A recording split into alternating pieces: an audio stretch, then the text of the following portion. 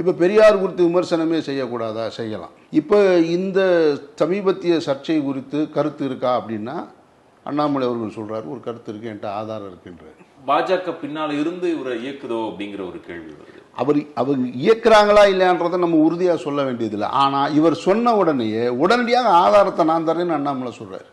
அதுதான் இங்க கேள்விக்குறியாக அண்ணாமலை தவிர வேற யாருமே அவருக்கு ஆதாரம் வரல. அவர் தர்றேன்றாரு. ஏன் நீங்க இவ்வளவு நாளா பெரியார் குறித்து இதெல்லாம் நீங்க வெளியிடல? அப்போ எப்போ இவர் சீமான் அவர்கள் பேசுவார்கள், பேசும்போது நம்ம எல்லாம் சேர்ந்துக்கலாம்னு நினைக்கிறீங்க. அப்போ இவரை முகமாக முன்னுக்கு தள்ளுறீங்க.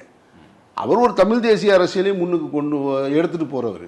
அவருக்கு திராவிட முன்னேற்ற கழகத்தை வீழ்த்தணுன்ற எண்ணம் இருக்கலாம். அதெல்லாம் அவர் அந்த கட்சி, 2 கட்சிகளுடைய பிரச்சனை. அந்த இடத்துக்கு அந்த அதிகார போட்டிக்குள்ள நம்ம வரல. கருத்தியலாக நீங்க பெரியாரை எடுக்கும்போது எல்லாரும் ஒன்று சேருவ அவசியம் எங்கிருந்து வருது? இப்ப இதுக்கப்புறம் பாருங்க, பெரியார் அவங்க பேசவே மாட்டாங்க.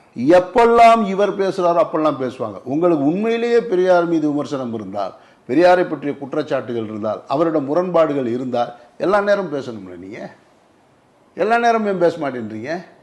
அப்போ யார் இந்த மண்ணின் முகமாக முன்னாடி நிற்கிறாங்களோ, இந்த மக்களின் அன்பை பெற்றவர்கள் முகமாக நிற்கிறாங்களோ அப்போ வர்றாங்க. அப்போ ரெண்டாவது என்ன, அடுத்து விஜய் போன்றவர்கள் பெரியாரை கொள்கை தலைவராக முன்னிறுத்துறாரு. அப்போ அடுத்த இளைய தலைமுறை பிள்ளைகளுக்கு விஜய் பெரியாரை கடத்துறாரு. இப்போ தமிழ்நாட்டில் பெரியார் இல்லாமல் அரசியல் பண்ண முடியாது அப்படிங்கிறத புதிதாக கட்சி தொடங்குறவங்க கூட உணர்ந்து இருக்கிறாங்க.